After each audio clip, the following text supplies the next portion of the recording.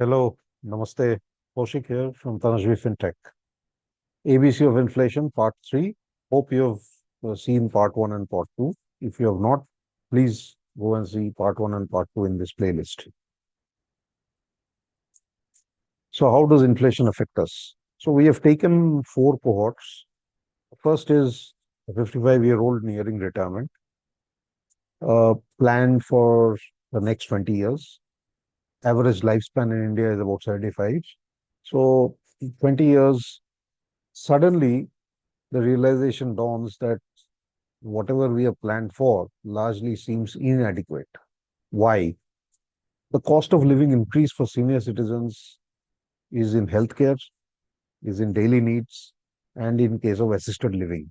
Many senior citizens live alone, children are not here, so they have to depend on others for their assisted living, whether at their home or in senior citizen living. And healthcare costs are ballooning day by day, and daily needs, the costs are also increasing, whether it's basic food, whether it's electricity, whether it's internet connection, anything, transportation costs, everything is keeping on increasing. So whatever was calculated, whatever appeared to be adequate, suddenly does not seem adequate at all. Let's go to the next cohort, 45-year-old. On a sideline, I always maintain that whenever in this country where we have more people than jobs, you will always be insecure after you cross the age of 40. So a 45-year-old is basically in a midlife crisis. We are suddenly starting to feel old. There is very high job insecurity and maximum family obligations, both for own family, for parents. Uh, there is education of children. There is home loan. There is vehicle loan. On top of that, there is lifestyle expenses, social norms, and daily needs. The biggest stress is that we are trying to build a retirement corpus and it's getting increasingly difficult day by day. A 35-year-old. A 35-year-old is still looking forward to the next 20 to 25 years at work. Okay. They're planning how they will grow, how they will grow their income and all. However, for even for them, every new thing is looking expensive. The other point is that they are now faced with for the first time in their lives, the cost of childcare and education.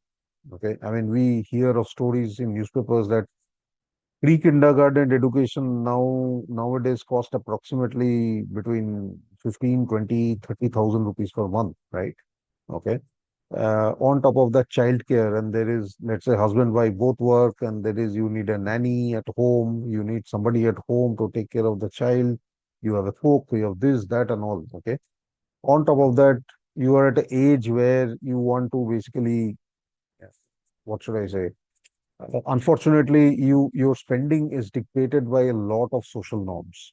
So lifestyle expenses are very high. You have started getting into a home loan. You already have vehicle loan. Your daily needs are also high. Eating out, ordering from outside. All this adds to cost of living increase. Okay, 25-year-old just starting to work. Now, when we are that young, for us, life is eternal. Okay, I mean, we are very young, right? So we have a long runway ahead of us, and our primary concern is that I'm trying to fit in into this world. Okay, I'm trying to gain experience from my job. I want to quickly grow in my job. I want to quickly grow my income. A lot of lifestyle expenses. For example, I want a good dress. I want good shoes. I want good phone. I want a good watch. I want to go and vacation somewhere.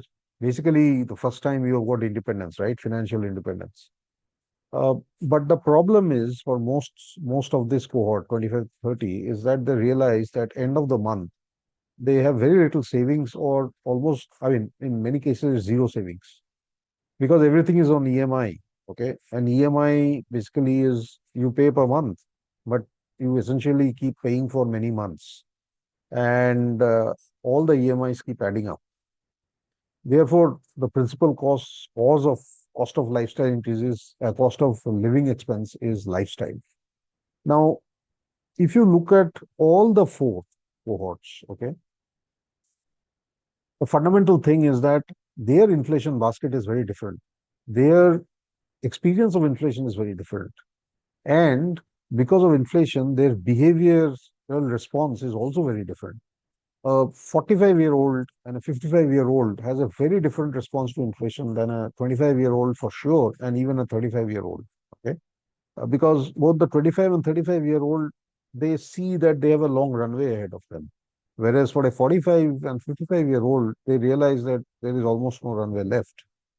So this is the end of part 3. Now stay tuned for part 4, the final part, where we will talk about how do we tackle inflation, which is a part of our lives.